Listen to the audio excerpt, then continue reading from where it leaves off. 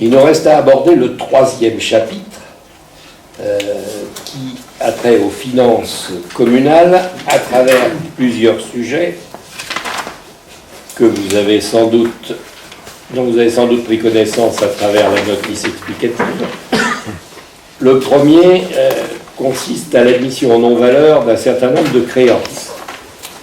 Je vais peut-être reprendre une histoire qu'on a déjà évoquée. Nous avons hélas un certain nombre de créances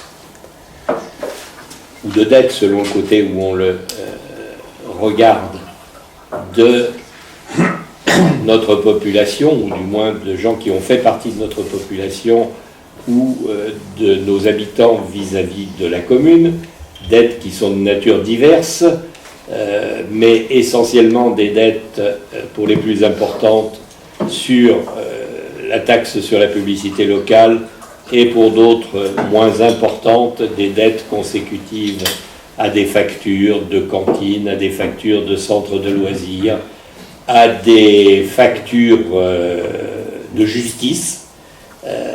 Nous avons un certain nombre de ces dettes qui n'ont pas été honorées par les débiteurs. Et dans ce cas-là, comment ça se passe ? Le titre de dette est transféré à la trésorerie, à notre trésorerie, très rapidement, parce qu'il est transféré pour encaissement. Et dès l'instant où l'encaissement n'est pas effectué, il appartient à la trésorerie d'utiliser tous les moyens de recours à sa disposition pour faire rentrer les dettes. Ça ne marche pas à tous les coups. Un certain nombre de dettes ne sont pas honorées, et quand elles ne sont pas honorées, au-delà d'un certain délai, le trésorier nous propose de les admettre en non-valeur, c'est-à-dire en perte financière, pure et simple. Ceci nous pose problème. Ceci nous pose problème parce que, selon les règles appliquées par les trésoriers précédents qui s'occupent de nous, nous n'avions pas connaissance de l'encours de la dette. Nous n'avions connaissance que de la dette initiale, quand on transmet le titre de recouvrement au trésorier, et des admissions en non-valeur que nous soumettait le trésorier de temps en temps, enfin, périodicité à peu près annuelle. Ce système a montré cette année ses limites, parce qu'un nouveau trésorier est arrivé qui, lui, a voulu faire le bilan complet des créances dont il avait la charge. Il a effectué ce bilan complet, qui s'est élevé à un montant fort élevé, et qui a constaté, et nous ensuite, à notre grande âme, qu'un certain nombre de ces créances étaient prescrites, c'est-à-dire totalement perdues.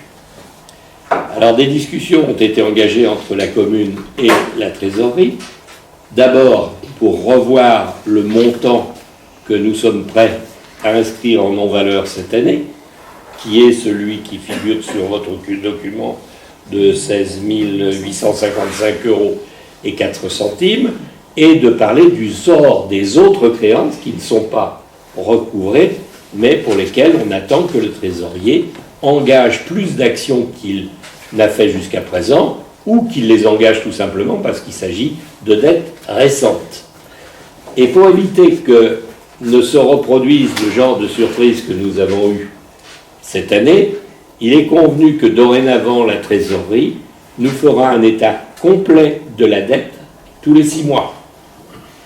Et que, à partir de cet état de la dette tous les 6 mois, non seulement le trésorier, dont c'est le rôle et qui en a l'exclusivité, effectuera toutes les démarches administratives ou judiciaires possibles, c'est son rôle, nous n'avons pas le droit de le faire, mais nous, de notre côté, nous chargerons des relances proximité, dirait Joël, la proximité des débiteurs, nous effectuerons des relances personnelles auprès des débiteurs pour essayer de les convaincre de l'incivisme de leur attitude. Voilà tout ce que je veux dire sur le sujet. Et le montant que nous allons proposer d'inscrire dans la décision modificative sera de 16 855 € et 4 centimes, dont 12 408 sont exclusivement dus à la taxe locale sur la publicité extérieure à travers 3 entreprises, et dont les autres, dont le reste pour 4 446 € et 17 centimes, est dû à des factures diverses. Je suis à votre disposition pour répondre aux questions, s'il y en a. Monsieur le maire, juste une précision, parce que vous parliez de dette et de créance. Je crois qu'il ne faut pas mélanger les termes. J'ai l'impression que vous Non, non, j'utilise les deux, en disant d'un côté c'est une dette, de l'autre c'est une créance. Pour nous, parlons pour nous, c'est une créance. Absolument. Une créance, c'est de l'argent Oui. que quelqu'un doit, et tant qu'il n'est pas constaté, ça peut devenir une perte. Et c'est une dette pour la personne C'est une concernée. dette pour la personne. Tout à fait. Justement, vous avez remarqué que la personne, le trésorier, utilise bien le terme de créance. Tout à Nous, on fait. ne doit rien, c'est les personnes qui doivent. Absolument. Absolument. C'est une précision que vous avez citée plusieurs fois. Non, mais elle est précieuse, effectivement. C'est une créance tant que. Une créance, évidemment, c'est un décalage. Mais si la personne paye, il n'y a pas de dette, ni de perte. Dans ce cas, Alors, ça devient une perte si, justement, on efface la créance. Et Et- nous perdons, Tout à fait. dans ce cas-là. Nous perdons 16 000 et quelques euros. Oui, tout à fait. Alors, sur la TLPE, ça fait plusieurs fois qu'on abandonne ce montant. Il y a un règlement qui vient de passer. Quelle est votre position là-dessus? Vous sembliez. C'est les entreprises qui ont fait faillite qui sont plus là, donc je suppose que c'est. Sur celle-ci, puisqu'on les propose en admission en non-valeur, c'est qu'on n'a pas de ressources pour y faire davantage. Oui, je ne l'ai pas précisé tout à l'heure, mais nous avons pour chaque débiteur l'ensemble des mesures qui ont été accomplies, qu'elles aient été accomplies avec succès, à ce moment-là, il n'y a plus de problème, ou qu'elles aient été accomplies sans succès, et ça, on connaît le détail de ces résultats, mais on ne le rend pas public, c'est évident. Dans le cas de la TLPE, c'est 3 entreprises qui ont disparu sans ligne. Dans les autres cas, ce sont des personnes qui soit ont quitté Santeny, soit n'ont pas payé quand même.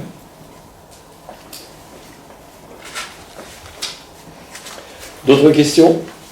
Monsieur le maire, je vais poser une question par rapport aux parents qui inscrivent leurs enfants au centre de loisirs. Normalement, la méthode, c'est qu'on inscrit l'enfant et les parents font un chèque immédiatement. Donc, comment on peut avoir des impayés sur ce type de prestations? Sur la restauration scolaire, c'est au nombre de repas et on facture Oui, mais à la fin du mois. oui, donc uniquement sur la restauration scolaire, mais sur le centre de loisirs, normalement, il n'y a pas d'impayé. Ah ben, il y a plusieurs façons de payer, effectivement, des façons de payer service fait, et là, dans ce cas-là, il peut y avoir de l'impayé, et des façons de payer a priori, et il peut aussi y avoir de l'impayé parce que les chèques ne sont pas toujours honorés. Et à ce moment-là, il y a des frais de poursuite. Après, On rajoute aux dettes, à la créance de la personne. et l'accueil du matin n'est pas sur inscription. L'enfant, on comptabilise ses présences, mais c'est pas sur inscription en amont. L'accueil du soir, c'est pareil, on n'est pas obligé d'inscrire son enfant en amont. Mais alors, du coup, le fait que vous ayez décentralisé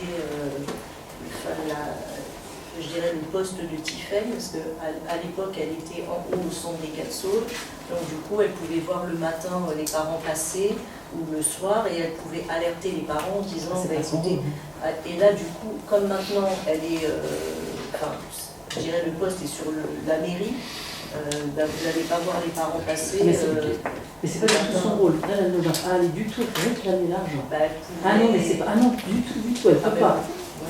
Ah non, non, c'est pas du tout son rôle. Elle, son rôle, c'est de faire la facturation et elle l'envoie au trésor public. Oui, Et c'est derrière le trésor public qui fait le boulot. Il y a aussi le paiement en ligne par carte bleue, via le portail famille. Donc voilà. Mais elle, c'est pas du tout son rôle d'aller récupérer l'argent. Je vais compléter. C'est pas son rôle, ça peut le devenir. Elle s'en Je vous ai dit charge. tout à l'heure que dans la nouvelle pratique des trésoriers, nous aurions régulièrement un État. Cet État sera exploité par le service financier de la commune, parce que c'est lui qui a les éléments qu'il peut exploiter. Mais ce n'est pas notre agent des finances qui est au premier étage de la mairie qui va aller trouver, on parle du cas des parents, là, puisque c'est effectivement le cas le plus fréquent, qui va leur téléphoner ou aller leur parler. Et ce sera les agents du service jeunesse ou scolaire qui prendront ces contacts quand on leur demandera voire les responsables de service, voire C'est plus les responsables les du élus service que les concernés. élus, oui, plutôt. Mais c'est vraiment pas son. D'ailleurs, elle n'a pas un suivi, je ne pense pas Non, mais- qu'elle puisse avoir un suivi, elle, forcément. Non, elle n'en a pas, mais dans le futur, Les nous impayés, aurons, elle n'a pas forcément, elle ne connaît pas. on aura ce suivi à partir des éléments C'est ça. fournis par le trésorier. Le trésorier, mais elle n'a pas en amont les informations des impayés. Parce que certaines personnes payent en ligne et elle ne peut pas savoir si c'est payé ou pas.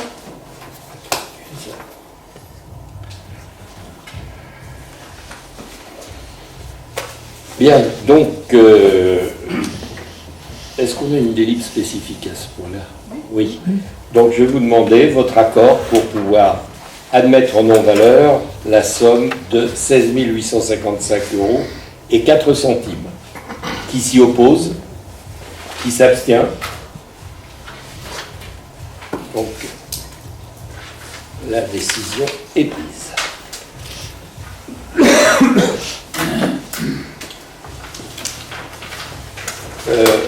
On va garder la délib sur les durées d'amortissement pour la fin, puisqu'on vient de parler des admissions en non-valeur et que ça débouche inévitablement sur une décision modificative, puisque nous venons d'augmenter les dépenses de la commune de 16 000 et quelques euros, comme ça, d'un seul coup. Donc, on va vous proposer une décision modificative, numéro 5, qui a 3 volets. 2 volets en section de fonctionnement et 1 volet en section d'investissement. Pourquoi 3 volets alors qu'il pourrait n'y en avoir que 2, un en fonctionnement et un en investissement? Tout simplement parce que le premier volet de la section de fonctionnement, qui consiste à absorber 5 postes de dépenses supplémentaires, les 16 000 € non pas 5, pardon, 7, 1, 2, 3, 4, 5, 5, oui 7. 7 postes de dépenses supplémentaires qui concernent les extinctions de créances, un supplément de fournitures scolaires demandé par l'école, des offres de marché public plus nombreuses que prévues, un complément de dépenses pour le congé bonifié d'un de nos agents originaires des îles, des taxes foncières plus élevées puisque notre domaine municipal est plus important que prévu, une taxe nouvelle et intéressante, c'est une sorte de taxe foncière sur les abribus, et quelques coûts additionnels en matière d'assurance du personnel. Ces sommes additionnelles représentent 26 715 €. Ce ne sont pas les seules dépenses supplémentaires, mais nous les avons isolées entre elles parce qu'elles peuvent se compenser dans le cadre du budget que nous avons voté. C'est-à-dire qu'elles n'entraînent pas d'évolution budgétaire, hormis des changements de chapitre ou de compte, puisque nous allons les compenser par des diminutions de dépenses sur le poste des honoraires, sur le poste des matières et fournitures, sur le poste des assurances, sur le poste de la documentation professionnelle et sur les frais d'acte et de contentieux. Il nous faudra évidemment le voter puisqu'il y a changement d'article, mais ceci se fait sans dépenses additionnelles. En revanche, et toujours en fonctionnement, nous avons à faire face à des dépenses additionnelles qui sont liées à la prise en charge du cartable en ligne de l'école maternelle, la prise en charge des licences des tablettes que vous utilisez et du rejet, des frais de rejet de certains prélèvements. Je vous parlais tout à l'heure de frais bancaires, bon, c'est de cela qu'il s'agit, et ceux-là ne sont pas traités par le trésorier puisqu'ils sont traités directement par une facture de la banque adressée à la commune. Et il y en a pour la somme de 3 398 € net. Et cette somme, il nous faut créer, ou du moins inscrire une recette supplémentaire. Et comme d'habitude, ou comme régulièrement chaque année, on va chercher cette recette supplémentaire dans les droits de mutation qui sont, là aussi, heureusement, supérieurs à l'estimation initiale du budget. Donc tout ceci nous conduit à, en matière de décision budgétaire modificative en frais de fonctionnement, à un total de un peu plus de 30 000 € sur le budget de fonctionnement. En ce qui concerne la section d'investissement, il ne s'agit ni de dépenses supplémentaires, ni de recettes supplémentaires, mais tout simplement un changement d'article budgétaire d'un poste très important qui est celui de l'aménagement du guichet unique et du poste de police, qui passe d'un article budgétaire à un autre, ce qui améliore la situation du point de vue de la TVA. Voilà donc les postes qui figurent dans la décision modificative que l'on vous soumet et j'attends vos questions. Qui améliore la TVA, c'est-à-dire La possibilité d'user du FCTVA. D'accord. Et pourtant, on ne l'avait pas... Non, c'est... Excusez-moi. Ouais. Là, je suis un peu sec. Oui, Oui, c'est pas la TVA, c'est les En fait, amortissements. le changement d'article est fait à la demande du trésorier. Ça correspond à une définition de bâtiment public. Et ce sont des travaux qui ne seront pas amortis sur cet article. Voilà. Mais non, il n'y a pas de point sur la TVA. Donc, excusez-moi de cette méprise. Alors que ça... Non, on n'a pas besoin d'amortir ce bâtiment inscrit à ce compte-là, alors qu'inscrit au compte où il était précédemment, on devait l'amortir. amortir.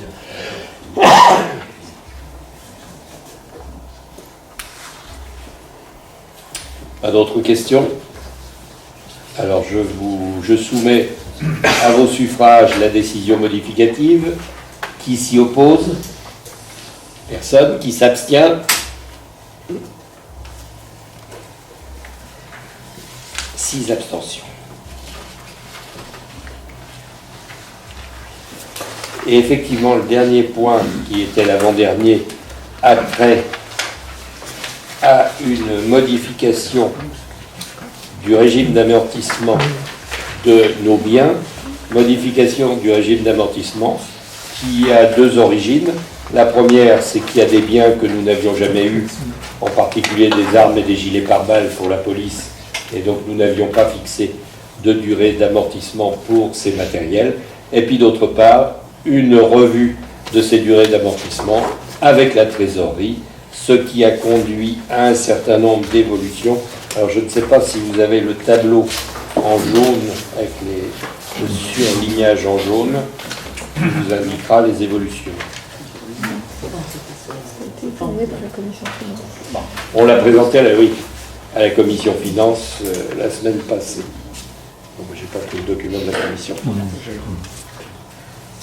Oui,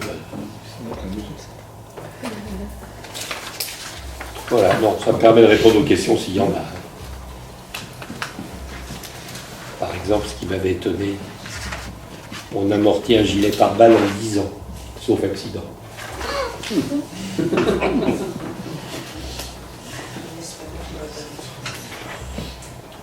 Non, ça, le reste n'est pas particulièrement original. On amortit les équipements du cimetière en 10 ans aussi. Bon, avez-vous des questions? Les équipements, oui. Le 2042, subvention d'équipement versée, 15 ans. Oui, C'est la subvention versée aux médecins. c'est la subvention qu'on a versée pour l'installation des médecins.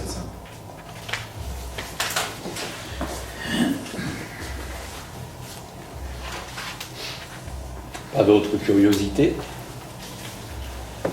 Alors je vous propose d'adopter ce nouveau régime d'amortissement. Qui s'y oppose? Personne. Qui s'abstient?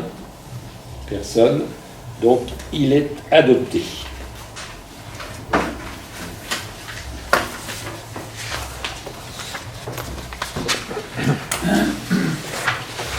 Tant qu'on est dans les finances, une simple information que nous avons donnée à la commission finances, c'est que vous savez qu'au budget, il est prévu un emprunt de 500 000 € sur l'année 2019. Comme on s'approche de la fin de l'année, nous sommes en cours de négociation des conditions de cet emprunt. Nous vous en ferons part lors d'une prochaine commission finances et lors d'un prochain conseil municipal, ce qui risque, en raison des délais de rendez-vous, éventuellement de modifier les dates des conseils municipaux. Est-ce que ça donne des taux, des négos? Je sais, on ne sait pas te dire pour le moment, on va le savoir la semaine prochaine. Mais ça reste très abordable.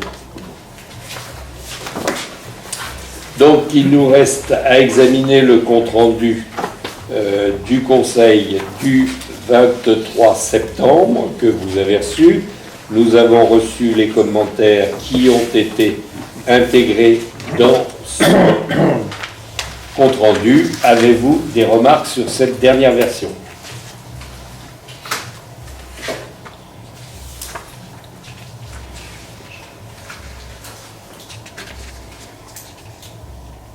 Apparemment pas. Donc je vais vous proposer tout de suite de procéder à l'adoption de ce compte-rendu. Y a-t-il des oppositions? Il n'y en a pas. Des abstentions? Pas davantage. Le compte-rendu est donc adopté.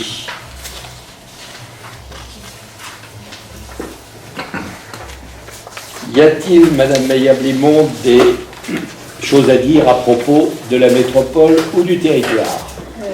Oui, peut-être plutôt des points d'information sur les conseils, le conseil territorial du 2 octobre et le conseil métropolitain du 11 octobre.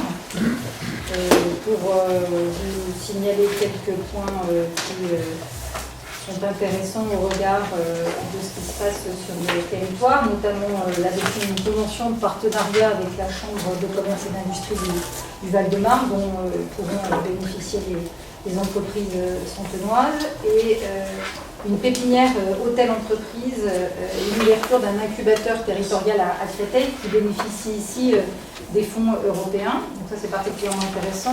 GPSEA et les territoires qui administrent les fonds européens à hauteur de 5 millions d'euros. On en a ventilé plus de 3 millions d'euros sur la période qui était allouée. Il nous en reste donc 2 millions à ventiler.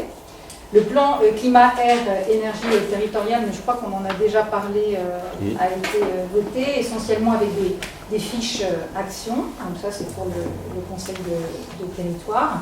Et puis, j'avais fait une intervention sur le sujet. Il se trouve que Île-de-France Mobilité a donné la possibilité aux habitants du territoire, lorsqu'ils ont un Navigo annuel, de pouvoir bénéficier d'un stationnement gratuit dans les parcs relais Indigo. Donc ça, c'est particulièrement vertueux parce que d'une part, ça incite bien entendu les habitants du territoire à utiliser une mobilité plus propre et d'autre part, ça a une incidence bénéfique sur le porte-monnaie puisque même si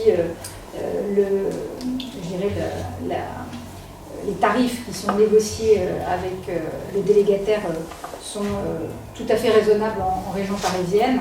Ça fait toujours 45 € de moins par mois à dépenser et quand on le fait tous les mois, ce n'est pas négligeable.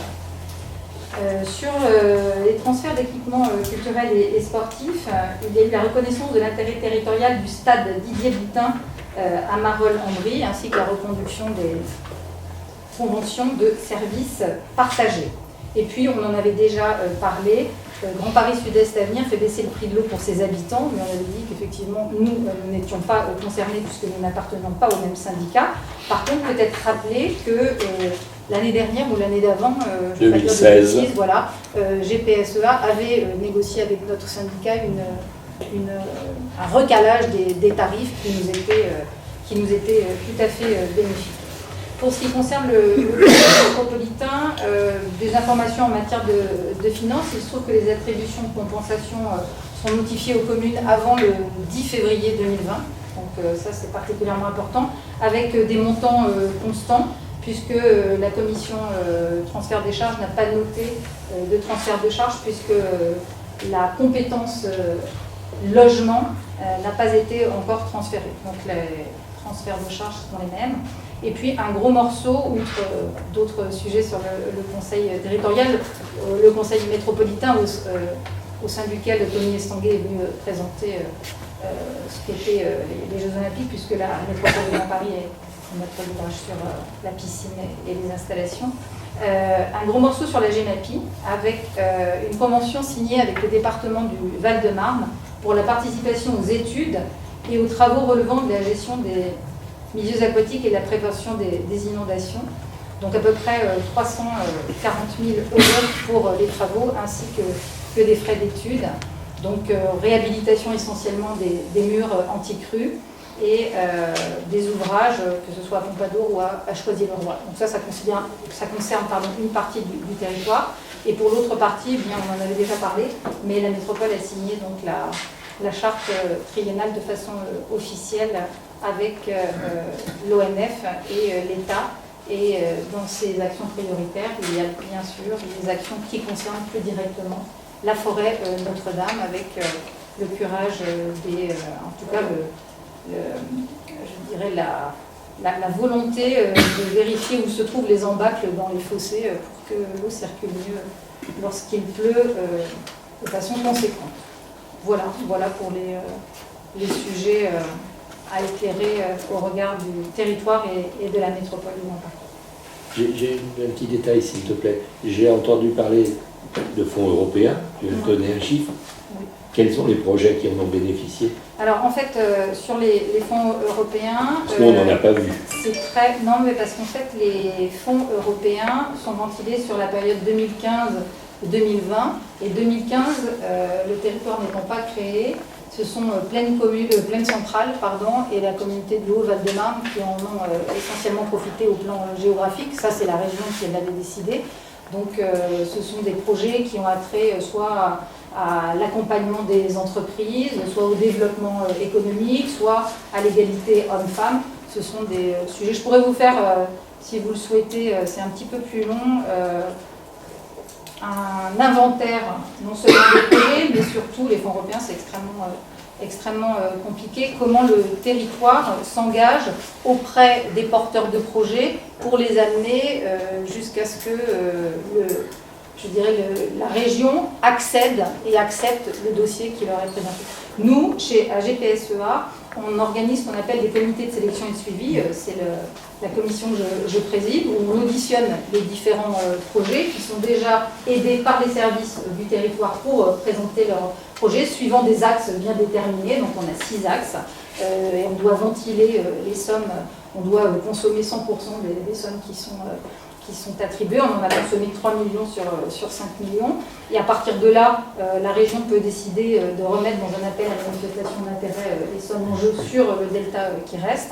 Et puis le futur des fonds européens est un peu en suspens parce que la région a été auditée sur sa façon de gérer les fonds européens, parce qu'avant, ce n'est pas elle qui les gérait. Donc là, on va voir ce qui va se passer sur la prochaine période. Mais bien entendu, la prochaine fois, je ferai un inventaire de tout ce qui est décidé en comité de sélection et de suivi sur les différents projets sur le territoire. Bon, puis un dernier point, j'ai bien entendu l'action en matière sur la forêt, mais l'ONF est tristement muette sur ce qu'il fait actuellement. En particulier, les relevés LIDAR, à ma connaissance, n'ont pas donné de résultats. Les relevés LIDAR, il faut les faire quand il y a moins de feuilles, normalement. Ben oui, mais on n'a toujours pas d'informations sur leur déroulement. Bien. Eh bien, il est 21h, 22h. Des questions diverses, c'est possible? Pardon? Quelques questions diverses ponctues Qui n'ont pas été reçues à l'avance. qui n'ont pas été reçues. Donc qui seront off, mais on écoute. Elles sont off ou pas? Ben, tu les poses. Mais je fais quoi, moi?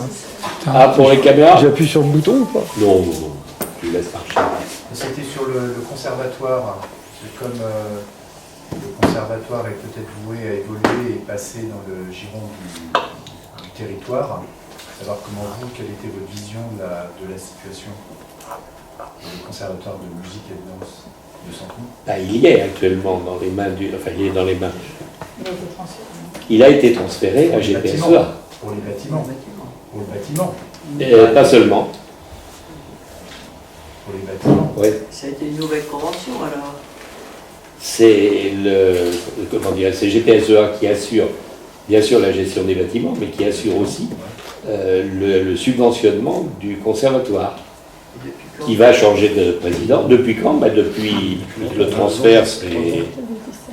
Oui, c'était au début. Une subvention, c'est une aide après derrière que Bah, aujourd'hui, il a toujours un fonctionnement associatif. Oui. Et il va changer de président, puisque Françoise a quitté son poste, ou va quitter son poste. Justement, il y a l'interrogation des Centenois pour leurs enfants, pour eux, savoir qu'est-ce que ça va devenir, comment ça va se... Pour ma part, j'ai eu Françoise Brie il y a 2 jours au téléphone sur ce J'ai pas dit sujet. Françoise Brie, j'ai dit les habitants, Non, je vous les dis- enfants, Non, mais pas je laisse. Françoise, mais les habitants. Oui, mais j'ai eu au téléphone. Oui. Et Vous laissez justement, je parler lui ai posé les la gens. question, elle n'avait aucune inquiétude au niveau des parents. Enfin, on a échangé sur le sujet et elle n'a senti aucune inquiétude. Pour elle, c'est extrêmement En tout clair et ça va dans, En tout dans le état bon de sens. cause, dans le transfert, il y a quand même l'engagement de GPSEA de poursuivre Ah, complètement. le fonctionnement du À partir de conservatoire. septembre, GPSEA prendra le fonctionnement du conservatoire. Mais c'est le nouveau En président charge. qui en débattra avec eux pour les aspects financiers et avec nous pour les aspects fonctionnels, puisque dans tous les transferts, il avait été convenu avec GPSEA que l'aspect politique des choses restait dans les mains de la municipalité. C'est-à-dire c'est avec nous que le nouveau président parlera de ses intentions. Et avec GPSEA aussi, bien sûr, puisqu'il y aura de l'argent derrière. Disons, si l'association... Oui, est- C'est en septembre. si Non, ce l'association- sera avant. Ce sera pour le budget, pour aussi. Enfin, Oui, non, mais le transfert, c'est septembre, il me semble. C'est ça. Parce qu'à ce moment-là, il n'y a plus d'association. Donc qui va piloter le conservatoire de cette activité-là? Pas les bâtiments, mais le tous les jours. Il y aura une directrice. quand il y aura un changement de... C'est ça. À ce Oui, moment-là, de structure. Pour le moment, c'est pas en le cas. septembre. C'est pas très clair. Si mes souvenirs sont bons, c'est en décembre 2017 que nous avons transféré Oui. le conservatoire bâtiment ainsi que le presbytère bâtiment au territoire. Alors, quand s'est passé le transfert des activités qui correspondent à cette Pas encore. Non, non, C'est pas encore fait. Non, là, c'est pas Si, les financements vont se Ah, faire le en même temps. financement, mais Mais le fonctionnement n'avait pas changé. On avait conservé ça se fera en un septembre. fonctionnement associatif. Le fonctionnement, il est bien resté à la commune. Ah, pas à la commune, à l'association. Association. À l'association. Et ça sera l'association jusqu'en septembre. Enfin, oui, qu'il y a eu un changement depuis, mais c'est septembre 2020, c'est ça. Enfin, Prochaine. ça sera associatif jusqu'en septembre 2020. Mais pourquoi Même avoir... si l'association est dissoute avant. Elle n'est pas dissoute avant, à ma connaissance.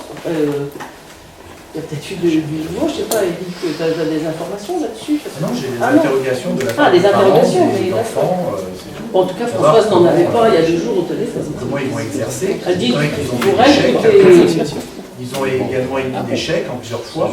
mais le conservatoire va continuer de fonctionner. Il n'y a pas de. Enfin, pour elle, il n'y a pas de souci. Hein. En mode associatif jusque, et en septembre 2020, ça passe En mode En interco. mode interco, interco, avec une directrice ou un directeur. Enfin, je ne sais pas. territorial, pas interco. Territorial. Territorial. Oui, pas interco, territorial. Mais pourquoi ce choix a été fait? Pourquoi le conservatoire n'est pas resté une association? Pourquoi ne pas avoir fait une demande de recherche de président bénévole? Je vous invite à reprendre les bulletins municipaux précédents où Françoise Brie a crié au secours pendant 3 ou 4 ans en Pour disant trouver des volontaires, on des cherche un bénévoles. président, on cherche un président. Ça arriverait quand même dans le bulletin et à travers toutes ces campagnes diverses et variées. On avait Lionel même eu s'est des propositions occupé. de la part du conservatoire de Marolles Mais personne- de reprendre avec nous la Personne- gestion du personne n'a conservatoire donné suite. de Santenay. C'est marrant, ils n'ont pas été capables de faire la police ni le foot. Non, non, C'est un mauvais exemple. Non, non, c'est un très bon exemple. C'est un très bon C'est un exemple. bon exemple. C'est un très bon exemple Non, puisque c'est un bon exemple le de refus, comment travailler ensemble. le refus est venu de C'est nous vrai. pour ce coup-là. Le refus est venu de nous quand Marolles volait à notre secours en disant nous voulons bien reprendre la présidence du conservatoire de Santenay dans notre giron à charge qu'on équilibre quand même le travail. Et il y a eu un refus de la part de Santenay qu'il y ait une prise en charge de Marolles. Donc, L'association. L'association. L'association. L'association. On est bien d'accord qu'une association a son propre fonctionnement. Ah non, mais je ne parle que C'est pas nous d'association. qui les ingérons dans le Non, non. fonctionnement d'une Ah oui, association. hein. surtout pas. Là-dessus, on est bien clair aussi. Non, non, on a tenté de faire la médiation et de trouver des solutions, mais Mais Françoise a pleuré pendant 3 ans pour trouver une relève. Hein. Elle l'a écrit et dit, elle l'a écrit et redit. Hein. Qu'elle n'a trouvé qu'à titre provisoire. Elle est toujours présidente, elle est toujours présidente, bien sûr, jusqu'en septembre, oui. Donc, pour elle, l'année va passer, l'année scolaire va passer normalement, les inscriptions en septembre. Mais c'est pas faute, puisqu'on l'avait évoqué, souviens-toi, lors de, pareil, en fin de conseil comme ça, à un moment, on t'avait même dit, vas-y Eric, si tu as des soucis par rapport au conservatoire, vas-y. Et alors, est-ce qu'il est encore temps que Eric reprenne? Ce n'est pas nous, c'est l'association. Moi, je Pardon, Karel, excuse-moi. Non, excuse-moi, mais là pour le coup, c'est associatif, donc C'est pas à nous de se juger. gère, c'est pas à nous de le décider. C'est pas du tout à nous de le décider. J'ai une deuxième question ensuite sur les travaux route de Marolles. Route de Marolles. Sur la plantation des arbres. Oui. Étant que c'est un projet qui est géré par le département. Oui. Le département, donc c'est eux qui financent et que c'est nous qui exécutons. Comment est-ce que... Non, c'est une entreprise. Via une entreprise, mais c'est à nous de piloter. Comment est-ce Oui, que vous tout à voyez fait. les travaux, et donc il va y avoir des arbres qui vont être plantés, d'autres arrachés. Comment est-ce que...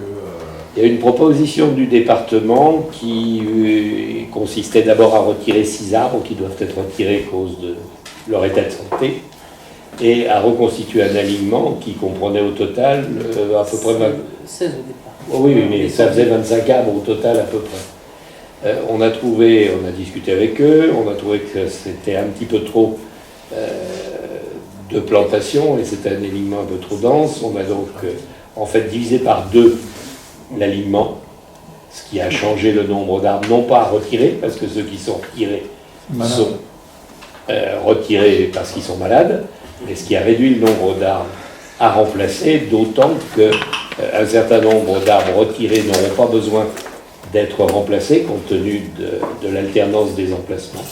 Et ces travaux doivent démarrer cette semaine, demain en principe.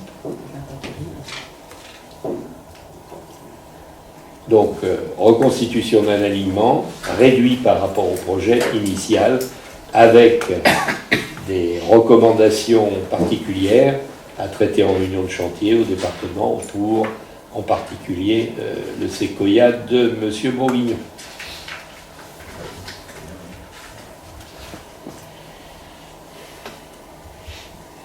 D'autres questions? Non? Bien, alors 21h05, fin du conseil. 22h05, fin du conseil.